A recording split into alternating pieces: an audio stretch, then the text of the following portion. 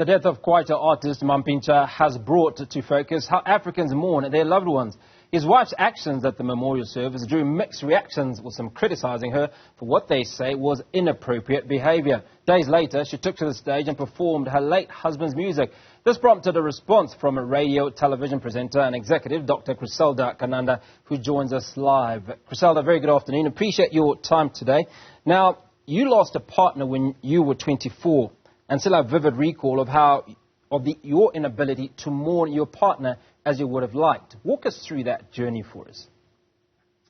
It was such a challenging time. I mean, I was only 24 years old, as you rightfully indicated, and I was told that it's culture for me to be covered with a double-ply blanket as thick as you can imagine, and I couldn't even have conversations with the people who were meant to come and support me and help me to understand what I was going through emotionally, and I was told to just bow my head, not see anyone, not say anything, just be covered with that blanket, sit in a corner. And that was not the kind of relationship I had with my partner.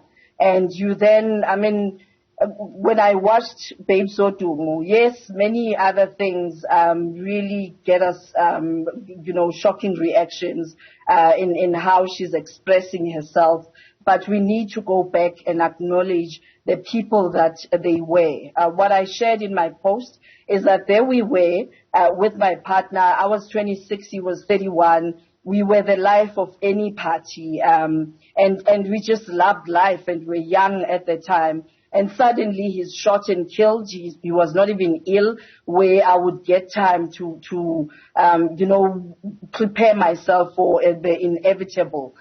He was shot the next day. That's it. That was it. He was gone.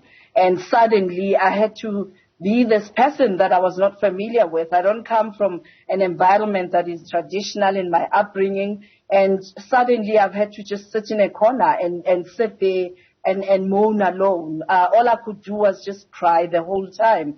And it was not crying from the loss, but it was crying from the treatment and crying from not being allowed to express myself and just connect to the pain of having lost a partner at 24. Now, Criselda, it raises a question. Is mourning a race, tribal, community, family, or personal issue? Because when you lose a loved one, it's not just you that's lost that individual, but it's a number of other people that are mourning with you who have different expectations on how to mourn.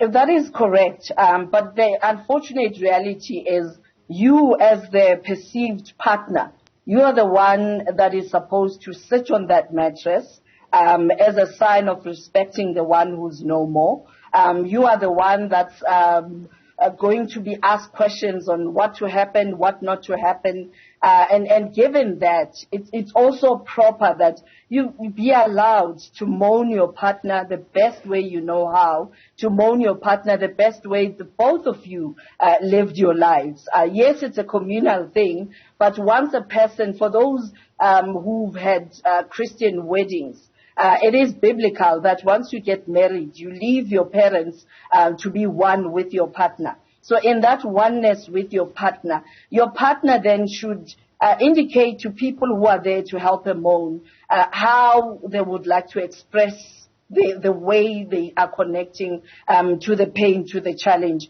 Yes, everybody has views on how it should be done. I mean, the many things that we regard as culture have nothing to do with being African. As part of my, previous life as a journalist, I tried to figure out why we sit on the floor, why we sit on mattresses. In previous years, it turned out that in previous years there was no furniture. And the sitting down is just a sign of respect, because as African people, we never have conversations while standing, because kuthiwa uzawumelwa izindaba, so you must sit down as a sign of respect. So in the sitting down, today we don't walk around with amabeshu, we wear clothing because culture evolves. So why do we then move furniture and sit on the floor? Why can't we use the furniture that we have and have proper conversations, have, psychologists, counselors involved in the mourning period and process. Because I look back to the experience that I shared, I was never given time to connect to what I was going through at the time. I was stuck in the processes of being called a young widow, where you're not allowed to talk, you're not allowed to even raise your head when your parents come to give you comfort. Your friends, relatives, nobody is allowed to speak to you direct. There's a spokesperson, sort of a mouthpiece that you speak through, which doesn't really make sense because it doesn't help you to go through the process of mourning at the time. And to answer your question, for me, it's a mix of responses that families need to understand that once you are married, your wife takes precedence, and they should allow you to best express yourself in the best way that you and your partner lived, and that's what they need to be supporting and not coming to dictate, because culture is a lived experience of individuals, and unfortunately there are people who purport themselves to be cultural experts when they only impose what they believe is their culture on different individuals. You'll find a Vilakazi coming, and this is just quoting, making an example, a Vilakazi coming to impose on the Kanandas on how to mourn. And that is just unfortunate because you are portraying your lived experience and your understanding of what culture is on other families, and that is unfortunate.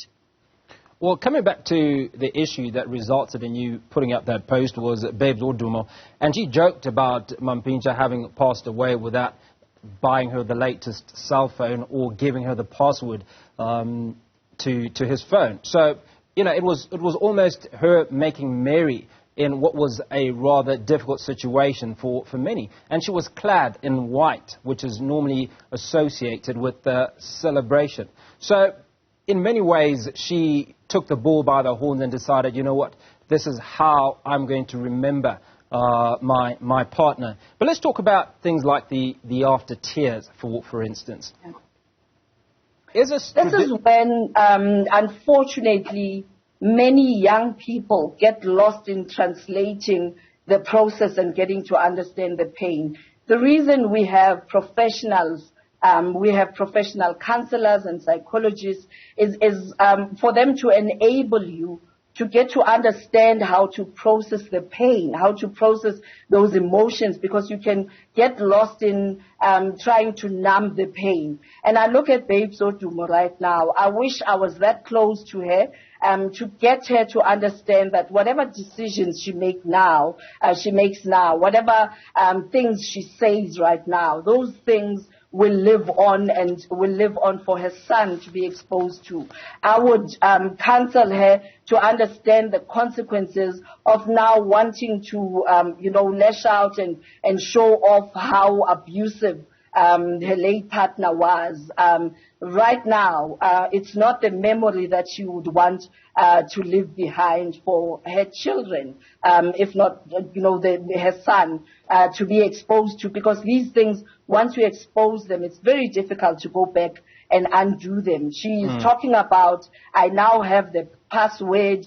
That was Mampintsha's life, and she chose to be in his life as he was expressing himself and doing life the best way he knows how. She chose to be her partner. And to coming back now, wanting to expose the things that she finds in his phone, I feel it's unfortunate. It's just trying to numb the pain and channeling, the negative energy where it's not supposed to be. Right now, she needs professionals to be around her. If she doesn't have elders who are able to speak wisdom, not abuse, not the violation of human rights that we see when we see young widows, or that young widows continue to be exposed to. But people who will speak wisdom and get her to understand traditionally why it's important for you ukuthi uzile and it's very difficult to translate some of these things into European language because ukuzila is you getting to connect to the fact that you have lost and how you then interpret the loss and use people who have been through the road, people who have experienced loss, because there'll be stages that you go through psychologically as you connect to the loss. And where she is right now, my personal opinion is that unfortunately the channeling is not wisdom inspired. It's a channel that is an outlet of things that she's always wanted to say. I mean, many of us were exposed to their reality show where she was talking about how her husband was a womanizer. And unfortunately, through this period, we've seen some of the previous partners who are now exposing things they did with him.